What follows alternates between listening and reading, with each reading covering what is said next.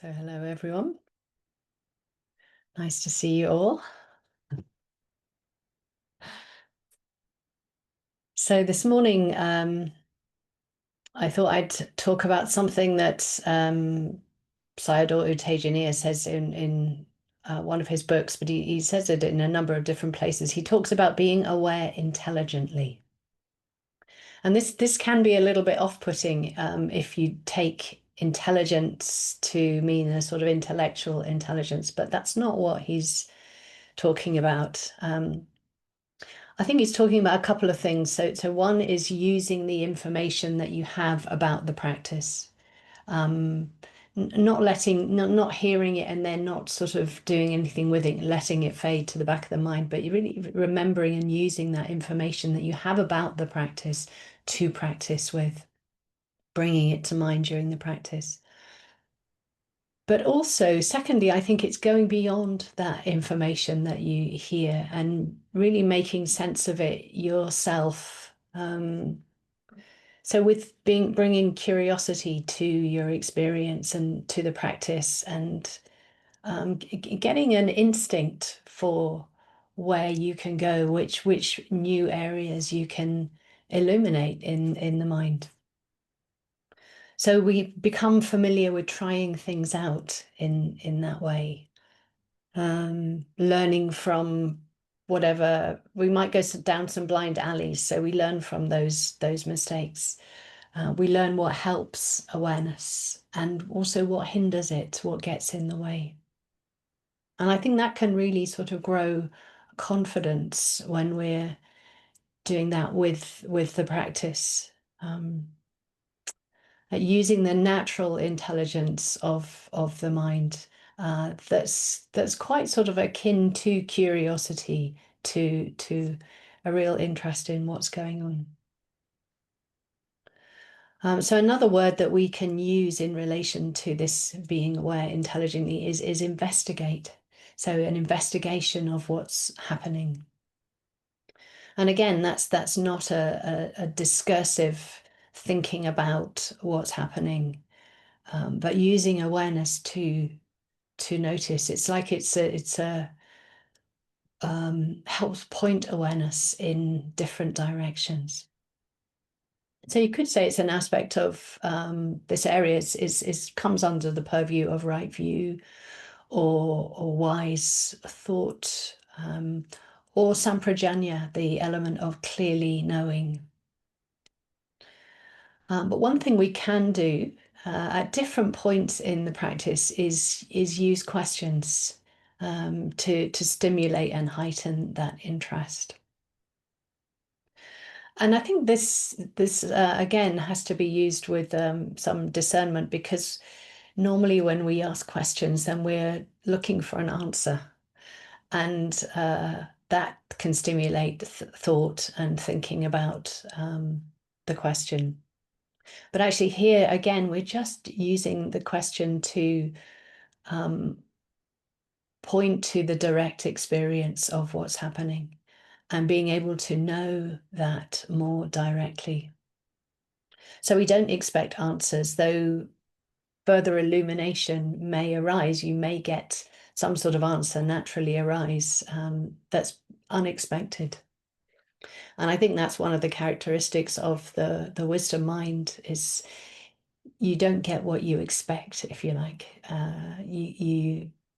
It illuminates things that perhaps that are hidden in shadows or in the corners of your mind or the corners of experience, rather than what you already know. It's likely to be the thinking mind if you're being pointed to what you already know. Though it could be what you know, but knowing it in a slightly different way. So we already used some questions. I've dropped them into the practice, things like, what is the mind knowing? What is the mind knowing? And I think this gives a right view perspective. It gives a certain impersonal framing to the natural activities of the mind. It's not about what my mind is knowing, but what is the mind knowing in this moment? Another question that we use sometimes is what's the attitude in the mind?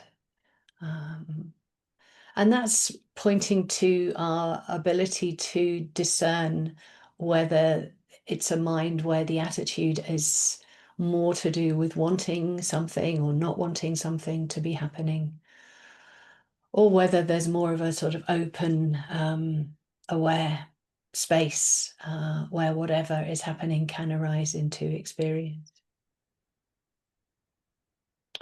So those are questions that we can use sort of quite broadly, and they can sort of help the awareness grow.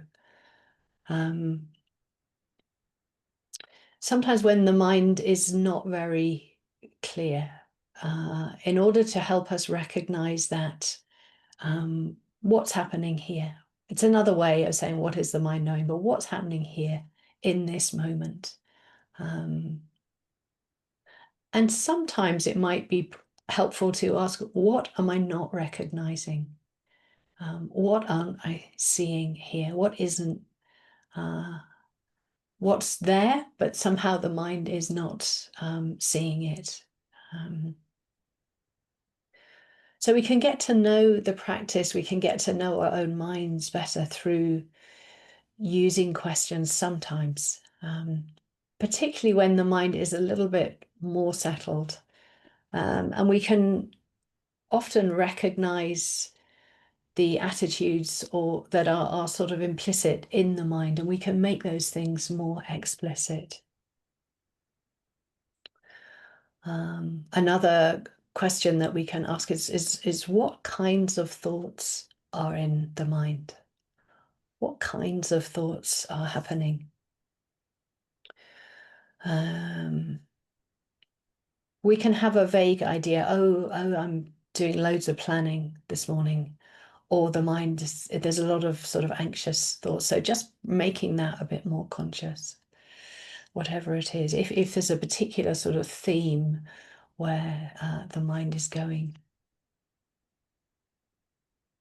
Another one U Tejaniya suggests is, am I, he says properly aware, but I'm not sure that quite works. So am I really aware, or am I just superficially aware?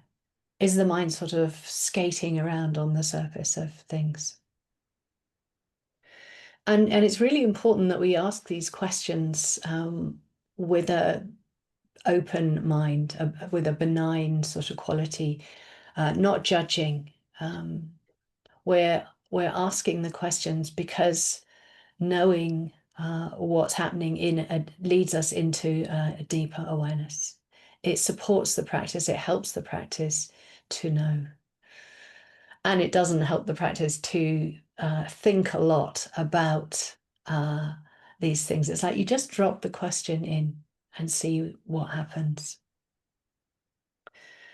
As well as deepening in awareness, they help stimulate the wisdom mind.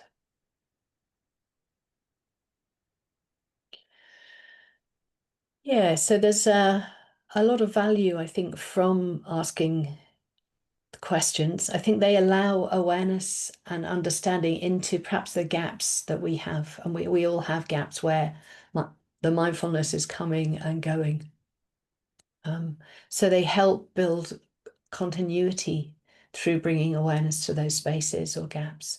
And then that can lead to some momentum in practice. And that's what we're looking for, really, is momentum where there is mindfulness a lot of the time where we're aware.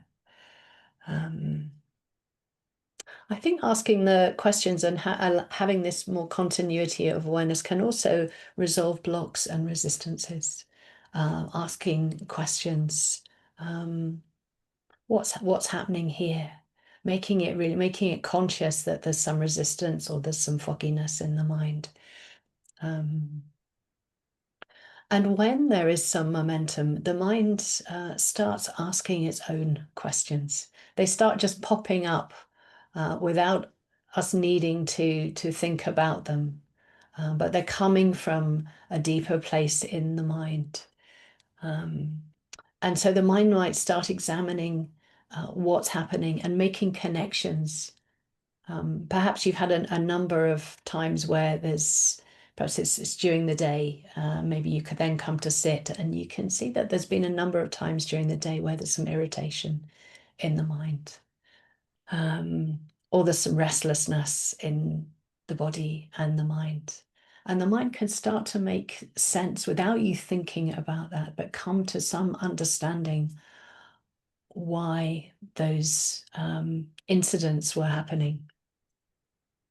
For example, the mind might recognize, oh, there was some expectation in a particular situation, and it can see that now.